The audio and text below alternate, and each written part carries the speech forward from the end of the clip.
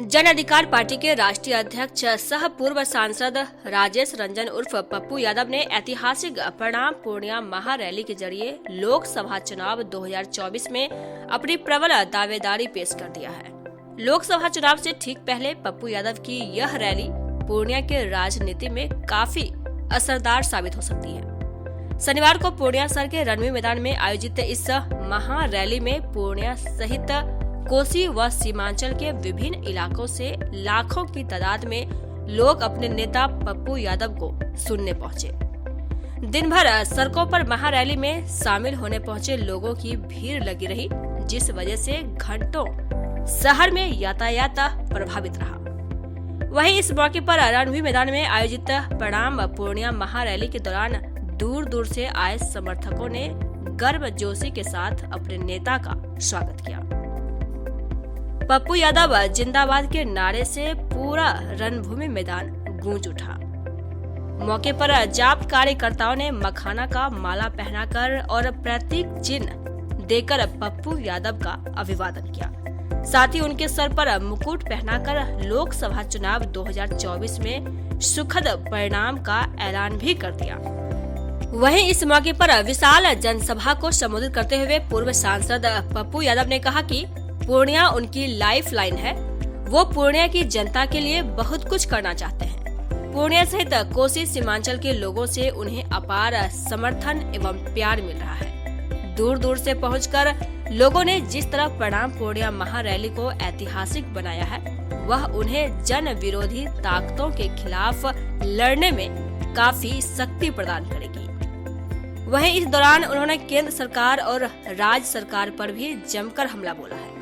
मौके पर उन्होंने कहा कि देश में लोकतंत्र को बचाने के लिए धर्म की राजनीति करने वाले राष्ट्र विरोधी ताकतों से उनकी लड़ाई लगातार जारी रहेगी।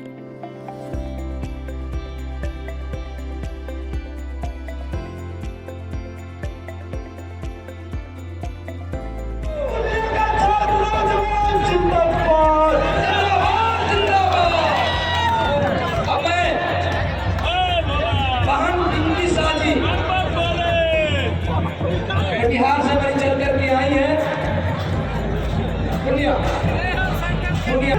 पूरा भारत पूरा प्रदेश देखेगा। भाइयों बहनों, मैं एक बात आपसे कहना चाहती हूँ।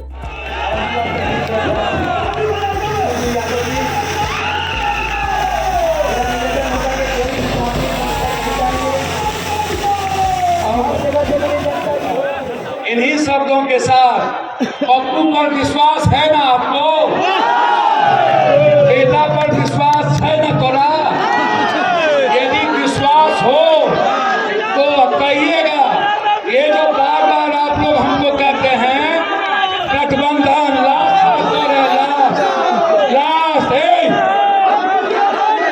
लास्ट बात कह रहे हैं, ये सुनिए ना,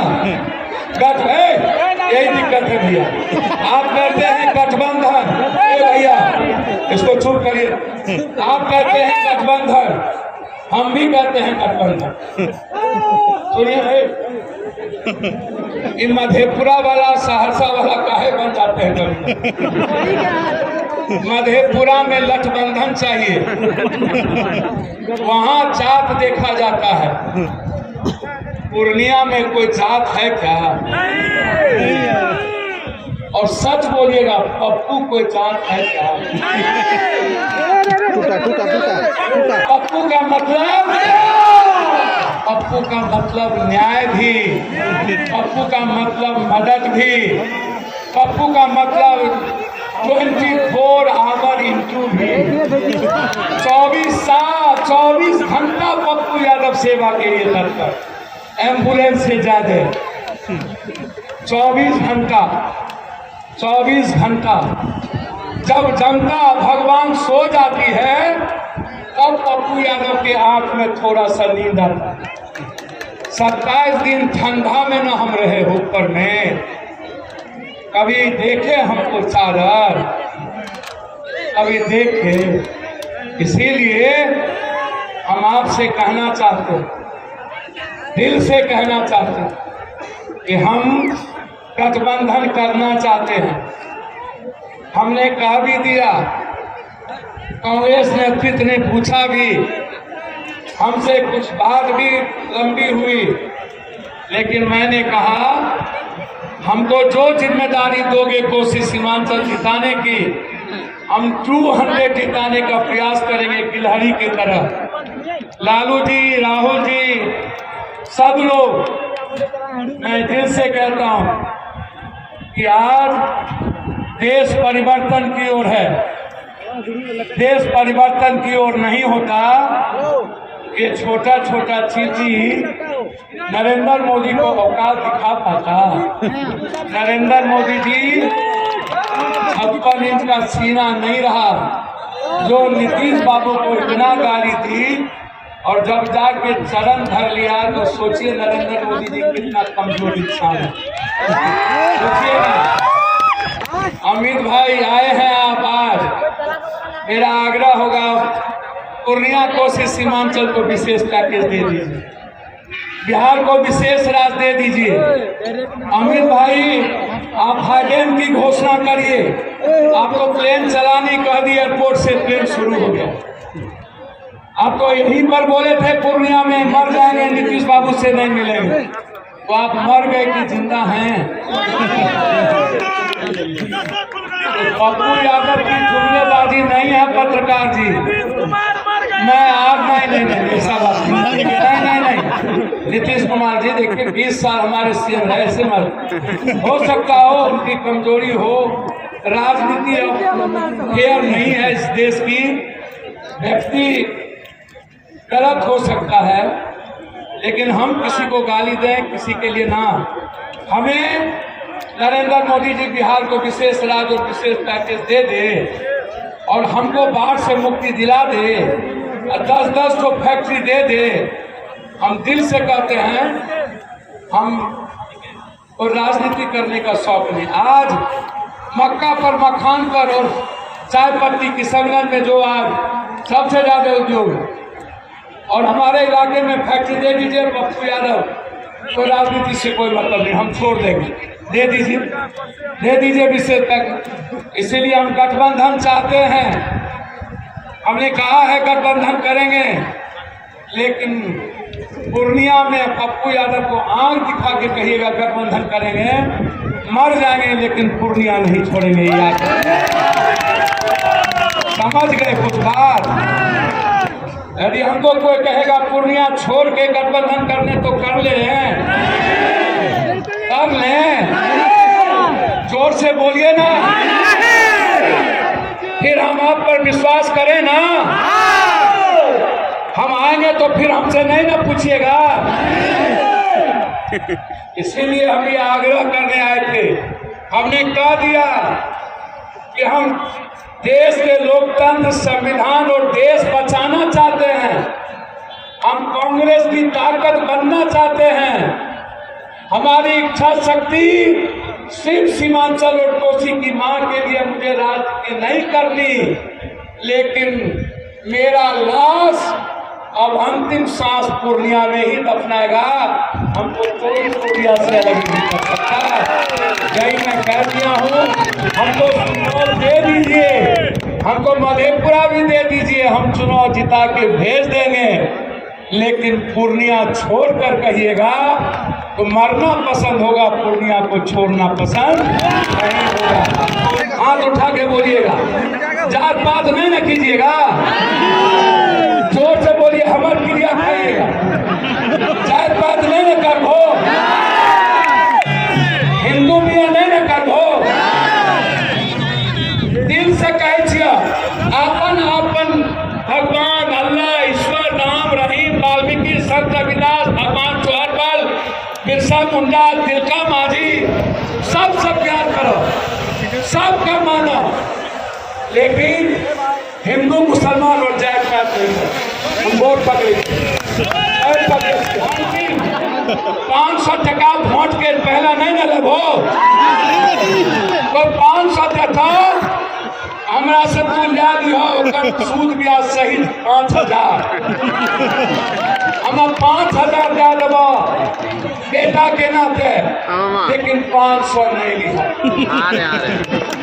और 500 लेबो करबो, वोट नहीं दिया। थोड़ा ठगलका ना 10 साल 20 साल हमें मैंने दिए हो। 20 साल कोई रहे ना, हमें ओकरा रोक लिया कि तुम नहीं करो, तू काम नहीं करो, सेवा नहीं करो, जनता के बीच नहीं जा, तो आप हीरो हो जाते। अरे मोदी साहब, पैसा से जितना बड़ा आप पीएम सीएम हो जाइए नीतीश जी, हीरो तो पप्पू यादव ही ने जनता, इनका टुकड़ा तो पप्पू ही न होगा। आप नेता हो सकते हैं मोदी जी, नेता तो पप्पू ही न होगा। नीतीश जी, आप मुख्यमंत्री हो सकते हैं, लेकिन लोगों को आंसू पोंछने की ताकत तो पप्पू को ही नहीं है। अरे ओ नेताजी लोग, आप मंत्री मुख्यमंत्री हो सकते हैं, लेकिन इलाज कराने की ताकत और हर घटना में 50,000 देने की ताकत अकेला देश में पप्पू यादव को है। इसीलिए जनता ने जो पप्पू को बेटा बनाया, पूर्णिया के व्यवसायियों से वादा करता हूं, आप 11 बजे तक दुकान खोल के रखिएगा। 11 बजे तक शहर चलेगा। इस पूर्णिया में बलिस्ता भी होगा, गोश्ता भी होगा, सीसीली भी होगा। इस पूर्णिया में बेटी रात में अपने भाई और अपनों के साथ चलेंगे। कोई छेड़ लिया और देख लिया, या तो हम जिंदा रहेंगे या तो वो महसूस करेंगे। आप इसके बारे में कभी नहीं सोचते। सबसे बड़ी तादाद में जो हमारी माँ और बेटी आई है, धूप में चिलचिला करके 11 बजे से सैलाब सड़कों पर है। 3 हिस्सा इससे ज्यादा लोग रोड पे, सारे टेम्पू वाले। मैं वचन देता हूँ, याद रखिएगा आप, जिस दिन पप्पू यादव को आशीर्वाद मिल गया, यदि पूर्णिया के नगर पालिका में कोई भी आदमी किसी टेम्पू से पैसा किसी ठेला से ले लिया, या तो मैं रहूंगा या तो नगर निगम रहेगा, 2 ही बात होगा नहीं। और 20 दिन, और जो अफसर को चोरी नहीं छूटेगी, या तो वो बोरिया बिस्तर बांध लेगा, या तो पप्पू यादव सीमांचल छोड़ देगा।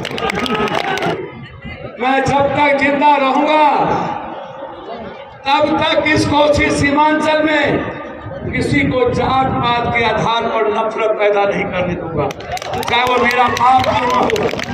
कोई भी व्यक्ति, किसी भी, चाहे वो जमीन माफिया हो, बालू माफिया हो, शराब माफिया, हमारे अपने क्यों ना हो, आप धंधा करिए, आप सब लोग करते हैं, मुझे कोई आपत्ति नहीं, लेकिन दूसरों की जमीन पर गिद्ध दृष्टि मत डालिए। बाप दादा ने जैसा ही दिया, जैसा ही मेरे दोस्त परिवार ने दिया, उसी में मैं खुश हूँ। मेरी जिंदगी आप हो, बस जितना दूर रहूं, आपके चरण की सेवा करके मर जाऊं। जिस दिन मैं आपके लिए न्याय नहीं कर पाऊंगा और जिस दिन मैं मदद करने के लायक नहीं रहूंगा, उसी दिन पप्पू यादव अपने आप को गोली मार लेगा। ये मैं कह के जाता हूँ आपको, हमें कोई चैलेंज नहीं कर सकता।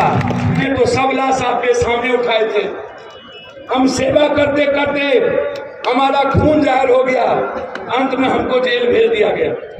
5 महीने बिना किसी केस के हम जेल में रह गए। मेरा गुनाह यही था कि हमने छपरा के एमपी के घर से हमने 70 एम्बुलेंस निकाला था। हमने अपने दोस्त के घर को हमने किसी दूसरे के घर से नहीं निकाला। मेरा गुनाह यही था कि पटना में 7 लाख बिल लेते थे कोरोना पेशेंट को मारकर, और हमने 2 लाख 1.5 लाख कर दिया था। जबरदस्ती नीतीश जी की पुलिस आकर के गिरफ्तार की।